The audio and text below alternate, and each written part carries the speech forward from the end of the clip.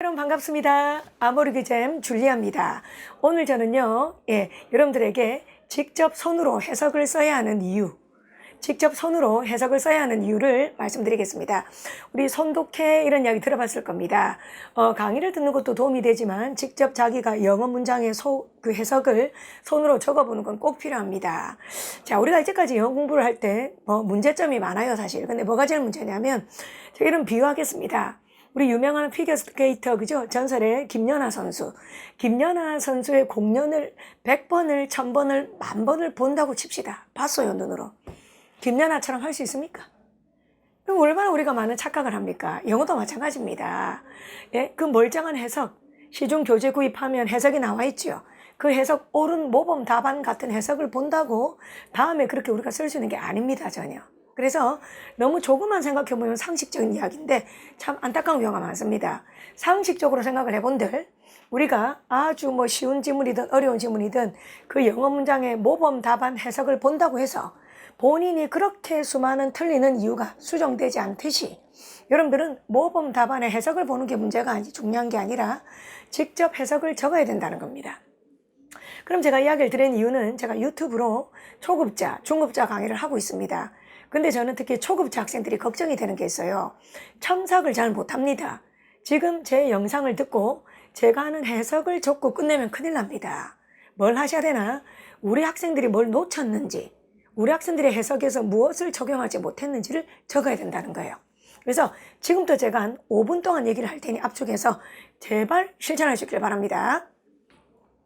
자, 여러분들이 먼저 제 영상을 보기 전에 해석을 씁니다. 그리고 또 제가 유튜브로 해석을 해줍니다.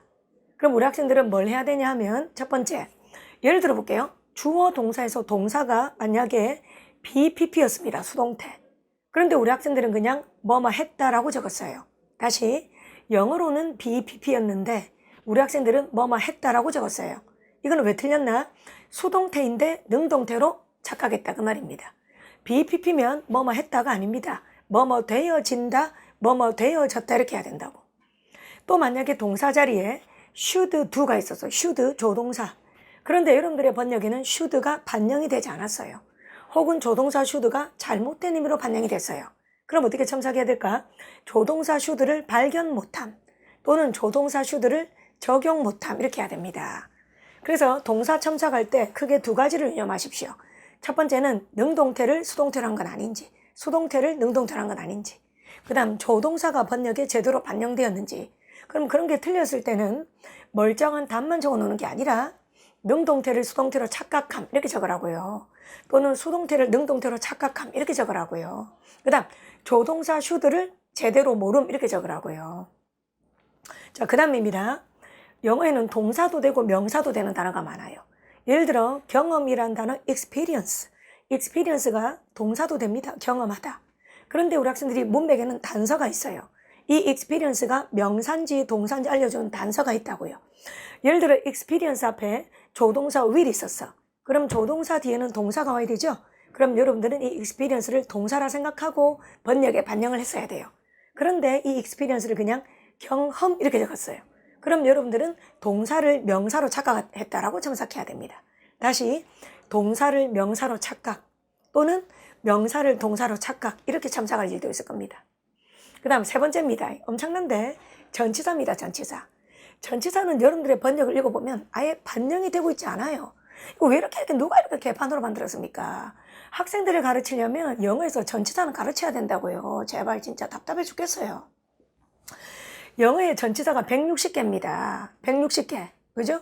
그 160개 전치사는 내 기본서에도 그 다음에 요약집도 다 있어요. 그리고 제 다음 카페 줄리아 공무원 영어 들어오면 귀한 자료를 그냥 제가 공짜로 공유합니다. 거기에 보시면 됩니다. 그러니까 전치사가 있어요. 그럼 여러분들이 전치사를 어떻게 해야 되냐면 두 가지입니다. 첫 번째, 뜻이 하나밖에 없는 전치사가 오히려 고마워요. 예를 들면 because of는 뭐뭐 때문에라는 뜻밖에 없어요. 그럼 그 because of를 만약에 몰랐다. 그러면 because of를 몰랐음이라 첨삭하면 돼요. 그리고 몰랐음이라 해놓고 옆에다 뜻을 적으면 돼요. 근데 문제는 뜻이 2개 이상인 전치사들이 많다는 겁니다. 예를 들어 of라는 전치사가 있다. of. 그러면 뭐뭐의, 뭐뭐라는, 뭐뭐 중에서, 뭐뭐에 관하여, 뭐뭐를 지닌 뜻이 이렇게 5개예요, 여러분들. 어쩔 겁니까? 왜 이런 걸 그냥 날려먹냐고요, 날려먹어. 그럼 어떻게 해야 되냐면 전치사 오브를 자기 마음대로 적어 일단. 근데 그래놓고 나중에 이 오브를 어떻게 하셔야 되겠습니까? 제대로 된 뜻을 적어놓고 그 뜻으로 오브를 더 연습을 해보셔야 된다고. 다시 한번 말하지만 전치사가 반드시 첨삭에 반영되게 하십시오. 좋습니다. 그럼 제가 3개 이야기했습니다. 중간중간에 정리할게요. 첫 번째, 동사를 첨삭하는 방법은 뭐다? 능동태, 수동태를 제대로 했는지 또는 조동사를 제대로 살렸는지. 그 다음 2번째, 동사, 명사 구별이 제대로 됐는지. 그 다음 3번째, 전치사를 제대로 처리했는지. 그 다음 4번째입니다. 준동사 있죠. 예를 들어 to 부정사가 있어요. to 동사 원형. to 부정사가 만약에 형용사 자리에 왔어요. 그럼 번역은 뭐뭐 할 이렇게 돼. 뭐뭐 할. 그런데 여러분들의 번역이 만약에 뭐뭐 하기 위해서라고 했죠. 그럼 뭐라고 첨삭해야 돼요? 형용사적 용법을 부사로 착각 이렇게. 형용사적 용법을 부사로 착각 이렇게 해야 된다고. 또 만약에 ing가 있었어요. 근데 이 ing가 앞에 명사를 꾸며줬어요. 그러면 뭐뭐 하는 명사, 뭐뭐 하는 명사 이렇게 해야 돼요. 근데 여러분들이 ing를 그냥 동명사로 착각했다든지 잘못했다 그러면 현재 분사를 동명사로 착각 혹은 반대로 동명사를 현재 분사로 착각 이렇게 해야 된다고요. 그래서 준동사, 투부정사, 동명사, 현재 분사, 과거 분사, 원형 부정사가 번역에 반영이 됐는지를 반드시 첨삭하시라는 겁니다. 그 다음 첨삭을 또 뭘 해야 되나? 덩어리입니다. 덩어리. 예를 들어 to do에서 to 부정사가 시작을 했어요. 그럼 to do에서 가로 닫으면 안 돼요. 귀엽다 정말. 정말 so cute이다. to do에서 가로 닫으면 안 돼요. to do 뒤에 do가 타동사지요. 그럼 그 do 뒤에는 목적어 뭉치가 있다고요. 그러면 to do에서 do 뒤에는 목적어까지 하나의 덩어리라고요. 그런데 만약에 to do를 단독으로 묶어버렸다 그러면 덩어리를 제대로 인식 못함 이렇게 첨삭하라고요. 다시 어떻게? 덩어리를 제대로 인식 못함. 특히 보어가 덩어리에서 매우 중요합니다. 예를 들면 우리 학생들이 좀 아는 허락하다 allow가 대표적으로 오형식 동사입니다. 그러면 주어, allow, 목적어, to 부정사. 주어, allow, 목적어, to 부정사.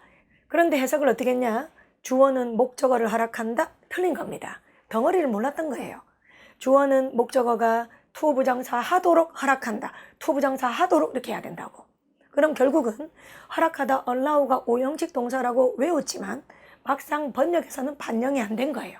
그래서 알지만 번역에 반영되지 않으면 모르는 거예요. 무지를 그렇게 깨우치는 거예요. 플라톤이 말했죠. 지식이란 뭐다 다 같이? knowledge, 지식은 뭐다? JTB, 정당화된 참이라 할 수 있는 믿음. justified true belief. 여러분들이 영어 강의를 들을 때는 정말로 무지가 많습니다. 영어 강의는 있잖아요. 가공해야 될 게 훨씬 많아요. 그냥 그 강의를 들었다고 그대로 적용할 수 있는 건 10%도 안 돼요.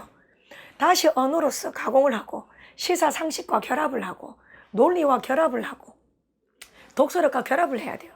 근데 우리 학생들은 보통 그 강의를 들어서 1대1로 받아들이면 자기 것으로 유용하게 쓴다고 착각을 한다고요. 충격받으실 겁니다. 영어 강의는 있지. 그냥 들어서 자기가 바로 써먹으시는 건 별로 없다고요, 여러분들. 반드시 가공 프로세스가 돼야 됩니다. 그러면 오형식 동사라는 그 필기를 도대체 왜 하세요? 그거 하면 뭐예요? 까막눈이잖아. 오형식이란 걸 알면 번역에 오형식답게 반영이 돼야 되잖아. 그런데 오형식답게 반영이 안 되잖아, 내 말은. 그러면 귀찮다고 오형식 동사만 좀 외우지 말고 얍삽하게 말이야. 공부 얍삽하게 하지 마세요. 하늘이 정직한 벌을 줍니다. 칭찬도 주고 벌을 줘요, 내가 보니까. 이 공무원 공부를 하기 위해서 정말로 열심히 진정성 있게 공부하는 학생들, 그런데 조금 가볍게 날로 먹으려고 하는 학생들한테는 벌을 줍디다, 여러분들. 인과 응보라고 하죠. 유식한 말로 카르마라고 하죠. 그냥 영어를 가볍게 생각합니다. 그래서 어떻게 해가지고 설마 뭐 70점 안 받겠나? 설마 같은 소리 하고 있네. 50 받아요. 아유, 설마 내가 뭐 꽈락이냐? 설마 40점도 못 받겠냐? 꽈락 받잖아, 내 말은 35점. 다 보고 있습니다. 우리의 노력과 우리의 진실된 것을 누가 본지 모르겠지만 하늘이 보고 누군가가 보고 있습니다. 거기서 그죠? 조금 삐딱하게 가벼운 마음이나 어떻게 날로 먹으려는 마음을 가지면 정말 정직하게 시험 정리해서 드러납니다. 반대도 있습니다. 여러분들이 설령 지금 조금 아주 열심히 한 데 비해서 성적이 안 나온다. 반드시 나중에 하늘이 그에 상응하는 합격을 줄 거예요. 그러니까 반드시입니다. 반드시. 저는 그걸 믿습니다, 여러분들. 다만 열심히 하는 게 중요한 게 아니에요. 그건 기본이고요. 두뇌를 잘 회전하셔야 됩니다. 두뇌 회전법, 그걸 모르니까 여러분들이 제가 필요한 겁니다. 제가 하는 역할은 여러분들이 단순히 영어를 열심히만 하게 하는 게 아닙니다. 그게 아니고 어떤 식으로 머리를 쓰고 훈련을 해야 되는지를, 그래야지 여러분들 것으로 흡수될 수 있는지를 이야기하고 있습니다. 다시 제 이야기로 이제 한번 돌아가서, 자, 첨삭을 하는 방법. 그죠? 그냥 제가 한 해석을 받아 적고 좀 카페에 그것만 올리지 마세요. 여러분들이 무엇을 놓쳤는지를 제발 적으시라는 겁니다. 자, 그 다음에 마지막 이야기는 2가지 이제 남았습니다. 우리 배웠을 겁니다. 가정법 과거 이런 거.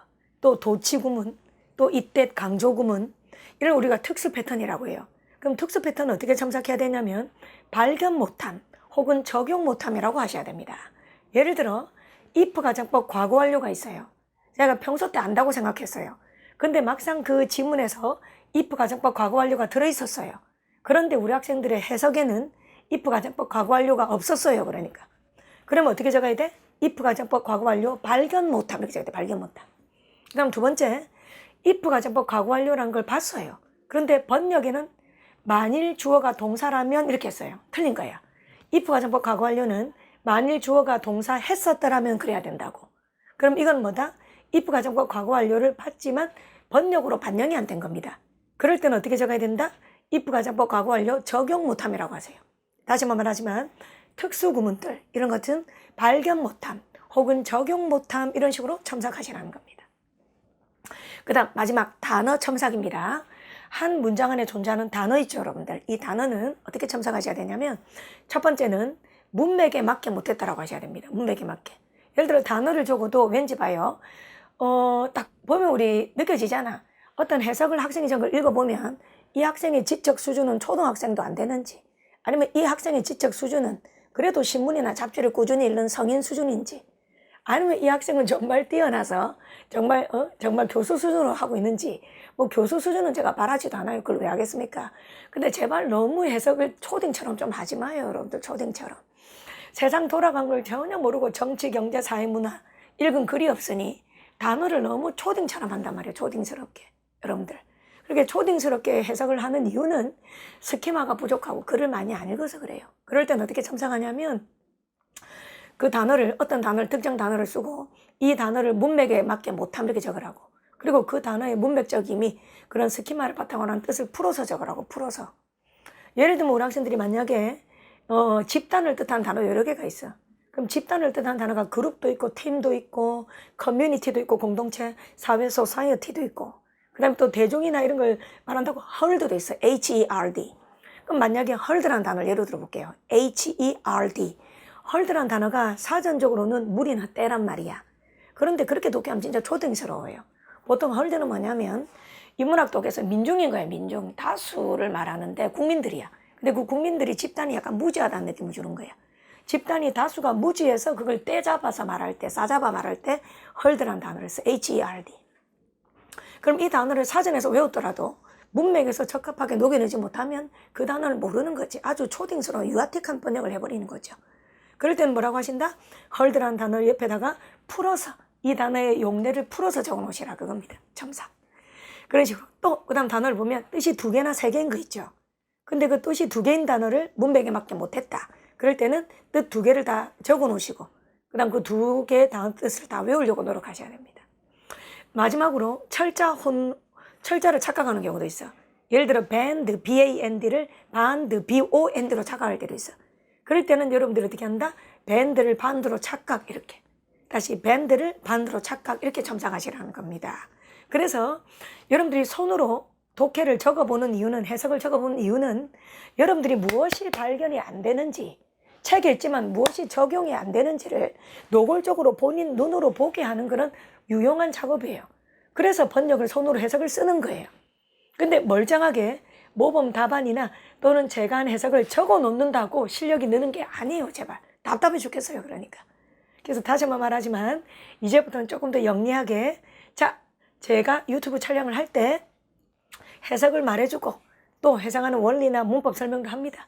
하지만 그것만 받아 적지 마시고 여러분들이 무엇을 놓쳤는지, 무엇을 적용하지 못했는지, 무엇을 발견하지 못했는지가 드러나게 첨삭하시기 바랍니다. 그리고 거기에 관해서 궁금증이 있을 때 또 어디로? 다음 카페 줄리아 공문용어로 올리시면 되겠습니다. 그렇게 해서 여러분들이 이제 조금 더 좀 날개를 달고, 그지? 제발. 날개를 좀 달았으면 좋겠다, 제발. 쇠사슬 달지 말고, 진짜. 날개를 좀 달고, 좀 유용한 방법으로 조금 훨훨 날아다녔으면 좋겠습니다. 네. 자, 이제 전 이 정도까지 말했으니까 안심이 조금 되거든요, 혼자서. 그럼 저는 또 이제부터 또 멋지게 초급자를 위한 유튜브가 10번째까지 진행이 됐는데, 11번째 촬영도 계속 제가 이어나가겠습니다. 바쁘게. 그리고 중급장 유튜브는 21개까지 진행을 했는데, 또 22번째 강의부터 바쁘게 이어가겠습니다. 여러분들한테 도움이 되도록 최선을 다하겠습니다. 고맙습니다.